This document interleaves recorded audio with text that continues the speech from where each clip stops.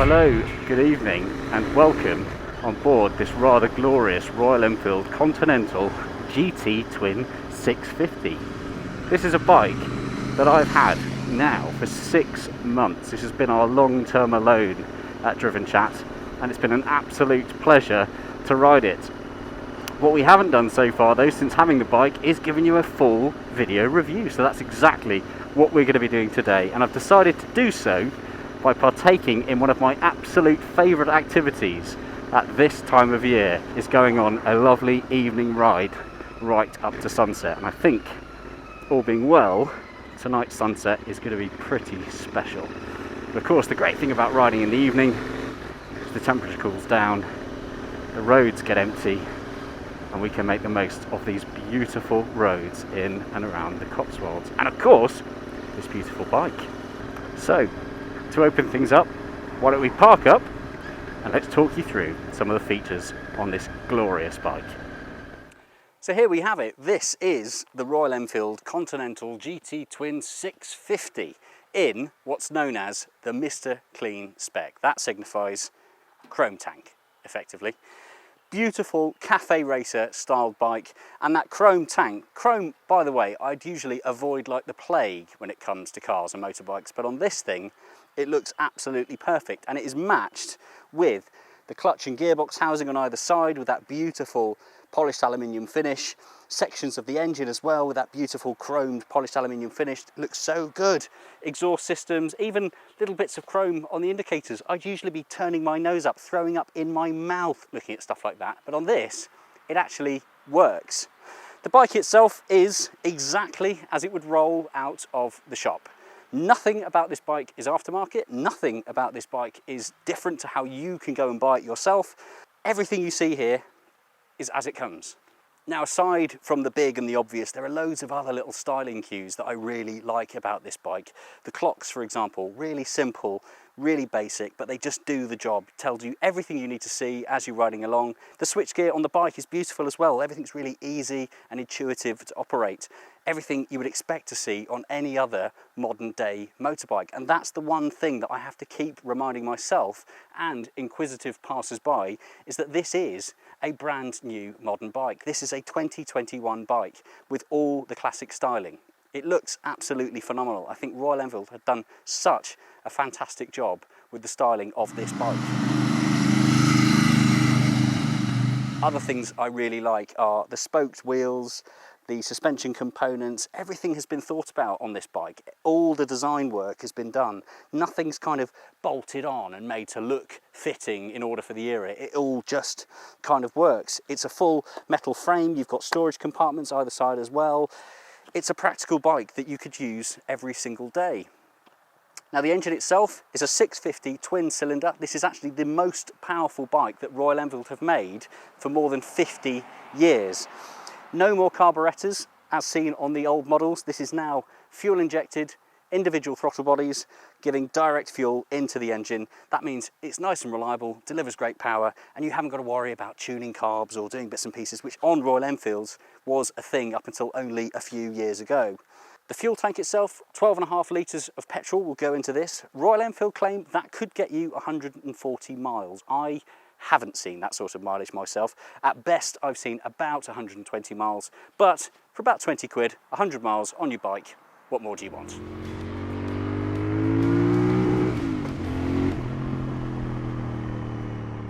There are a few things I would change, but again, considering the price of the bike, it's all stuff I don't feel too rotten for suggesting.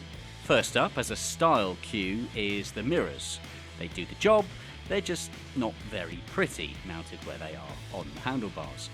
Bolt on a couple of end bar mirrors and you've instantly got a significant styling upgrade.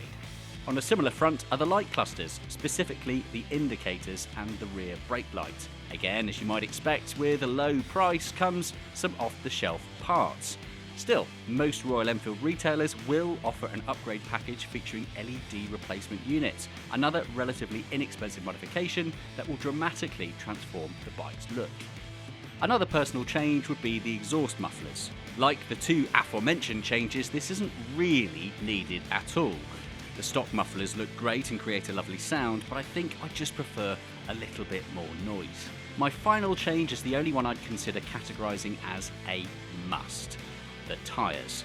Royal Enfield offers the Continental GT Twin with some budget rubber as standard. Whilst at no point did I feel I was at any risk of losing traction on the Seat branded tyres, for personal peace of mind, I'd be looking to hang those up as spares in the garage and put on the equivalent Pirellis. And in case you're wondering, for my entirely optional and non-necessary changes, all of this comes in at well under £1,000, factoring in labour costs and fitting too. Changes aside, riding the bike on local roads, even in stock form, is an absolute joy.